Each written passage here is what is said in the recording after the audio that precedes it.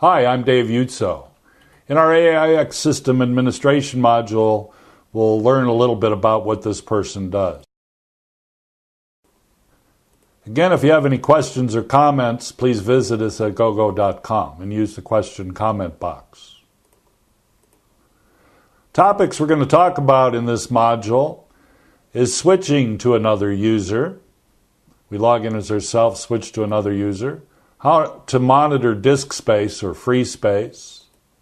The tar command, not used only by the systems administrator. Everyone uses tar.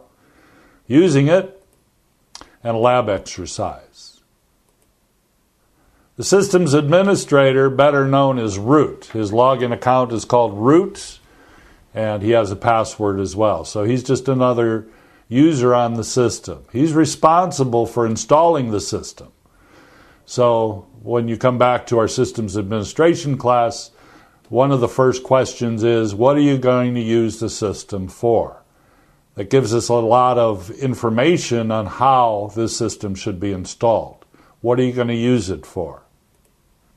Helping users, what could a user possibly do to drive everybody else crazy? One of the systems administrator's first question when helping that user is, what shell are you using? You saw throughout this course that we have different shells in AIX and in Unix, but changing shells has a major effect on how things work. Applying upgrades, I suggest you reboot the system once a year to apply upgrades. But I've had people that say, I haven't booted the system in 5 or 6 years. So it depends, what are you going to use the system for? Keeping the system available, keeping it up. Get rid of unwanted files, maybe some cron jobs and things to keep this system running all the time. Running scheduled jobs, we learned about cron. That's where we put in our system backup, system cleanup. So he's a big user of cron jobs. Monitoring the system resources. Do I have enough disk space? Do I have enough memory? Do I have enough resources to keep this thing running? And he's also responsible for system backups. In the highly unlikely event something goes awry, we need to do a recovery.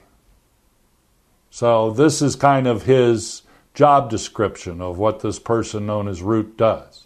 Many companies share this responsibility, and I suggest that there's a journal that you put together in root's home directory, especially if you share root responsibility, so you can tell the other person what you did, because it could have a major effect on how things happen.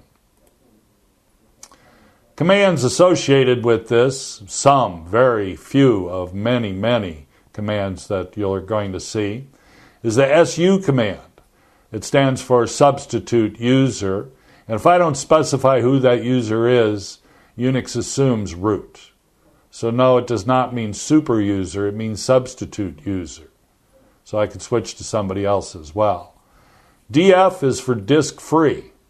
I could display how much free space is left. We partition our disks for several different reasons.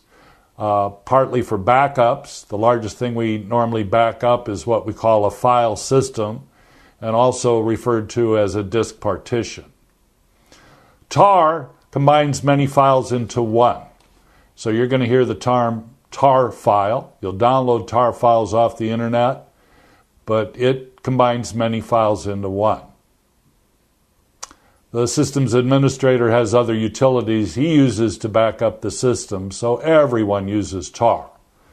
Netstat is used to monitor the network, not unique to Unix. You'll see that in Microsoft as well. Ping, Packet Internet Groper, used to check connectivity in the network, not unique to systems administration either. Anybody can run the ping command.